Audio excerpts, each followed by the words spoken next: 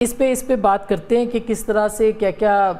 ہتھ کنڈے استعمال کیے جا سکتے ہیں، لیکن ڈاکٹر صاحب ایک بہت بڑا جو پہلو ہے وہ معیشت کا ہے، اور عام آدمی بھی، یعنی ہم جب لوگوں سے بات کر رہے ہوتے تو وہ آگے سے یہ کہتے ہیں پاکستان کو کیا فائدہ ملے گا، جی آپ ٹھیک ہے اتنا بڑا معاملہ کر دیا، پاکستان کا بڑا ایک بن گیا ہے اسٹیچر بھی، لیکن پاکستان کو مانیٹریلی کیا فرق پڑے گا، کیا فائدہ ہوگا، تو کیا فائدہ پاکستان کو ایران کے ساتھ اور اس پورے ریجن کے اندر امن سے ملے گا؟ مرکل پڑے گا سے پہلے دیکھ لیتے ہیں کہ ابھی تک کیا فائدہ ہوا۔ پاکستان جو ہے بڑا یونیک ملک ہے کہ واشنگٹن کے قریب ہے، چائنا کے قریب ہے، سعودی عربیہ کے قریب ہے، اور یہ جو قربت ہے اگر آپ پچھلے چند مہینوں میں دیکھیں آئی ایم ایف کی جو ٹون پاکستان کے ساتھ تھوڑی سی بدلی، جب جنگ شروع ہوئی تھی، انرجی کی قیمتیں، پرائم منسٹر نے یک طرفہ طور پہ آئی ایم ایف سے ڈسکس کیے بغیر 80 روپے پیٹرولیم ڈیولپمنٹ لیوی میں کمی کا اعلان کر دیا، اور آئی ایم ایف نے اس پہ ایک ون ورڈ سٹیٹمنٹ جو ہے وہ بھی نہیں دی۔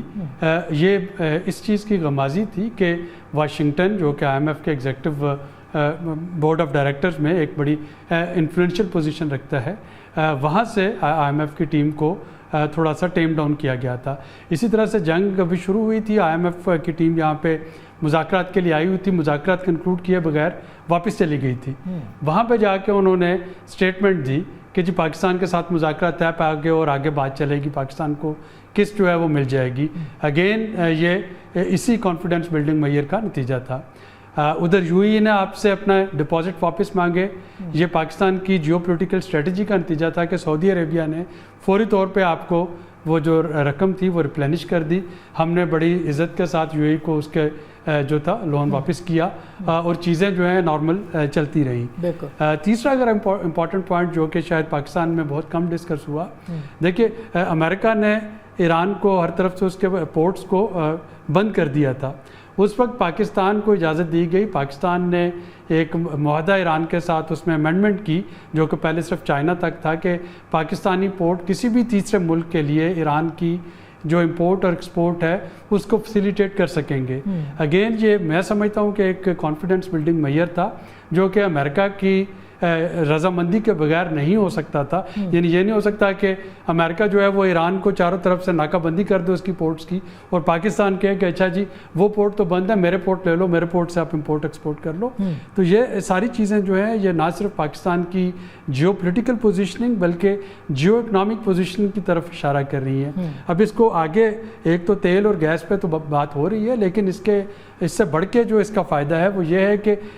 جو سی پیک کی اصل روح تھی، آپ اس کو آر سی ڈی کے ساتھ، جو پرانا آر سی ڈی ہوتا تھا پاکستان، ایران اور ٹرکی، اس کے ساتھ ذرا ملا کے دیکھیے۔ ہم افغانستان کی وجہ سے ابھی تک سینٹرل ایشیا میں نہیں جا پائے تھے، انہی جنگ کے دنوں میں ہم نے دیکھا کہ این ایل سی جو ہے وہ پاکستان سے کنسائنمنٹ لے کے گوادر سے جو نئی کسٹم پورٹ بنی ہے ایران اور پاکستان کے درمیان، وہاں سے وہ سیدھا سینٹرل ایشیا پہنچ گیا، یعنی آپ نے افغانستان کو بائی پاس کر کے وایا ایران، اور اس وقت جب کہ ایران حالت جنگ میں ہے، آپ این ایل سی کے ٹرالر جو ہیں وہ آپ کے سینٹرل ایشیا پہنچ گئے۔ تو یہ انڈیکیشن اس چیز کی ہے کہ پاکستان اب گوادر گیٹ پہ اگر تھوڑا سا اس کو ہم سینسیبلی جو ہے آپریشنلائز کر سکیں، اب ہمارے اپنے جو انٹرنل حالات ہیں ان کو دیکھنا ہوگا، یہاں پہ جو فتنۃ الخوارج اور فتنۃ الہند ہے ان پہ قابو پانا ہوگا کہ بلوچستان میں تھوڑی سی آپ کی اسٹیبلٹی اور سیکورٹی آئے، تو اب آپ کو وایا ایران سینٹرل ایشیا جانا، ایران سے ٹرکی اور ٹرکی سے یورپ جانا، بائی روڈ جانا، یہ کوئی بہت دور کا خواب نہیں لگتا، بلکہ آپ کا اپنا انفراسٹرکچر تیار ہو چکا ہے سی پیک کا، اس کو آگے کیسے بڑھانا ہے اس پہ دیکھا جا سکتا ہے۔ اور پاکستان کو جو امیڈیٹ فائدہ ایک ہو سکتا ہے، اگین ڈیپینڈنگ کہ کس طریقے سے اگلے 60 دن میں چیزیں انفولڈ ہوتی ہیں، وہ Iran Pakistan gas pipeline ہے جو کہ یقیناً پاکستان کی جو اس وقت ڈیپینڈنسی ہے قطر سے گیس پہ اس کو کم کرے گا۔ اس وقت سنگل، اور اس کے علاوہ رائس بھی، کیونکہ دنیا میں سب سے زیادہ جو رائس امپورٹ کرنے والا، چاول امپورٹ کرنے والا ملک ہے وہ ایران ہے، ظاہر ہے وہ تو، اور ہمارے ہاں $700 ملین کی ان کے ساتھ ہو رہی ہے، لیکن اس کو بڑھایا جا سکتا ہے، یقیناً بڑھایا جا سکتا ہے۔ میکسیمم کتنا اس کو ایکسٹینڈ کیا جا سکتا ہے؟ اس میں جو ایشو آیا تھا اگر آپ کو آج سے کوئی ایک دہائی پہلے، وہ پاکستان کے رائس میں کچھ پیسٹیسائڈ اور کچھ ایفلاٹاکسن جو تھا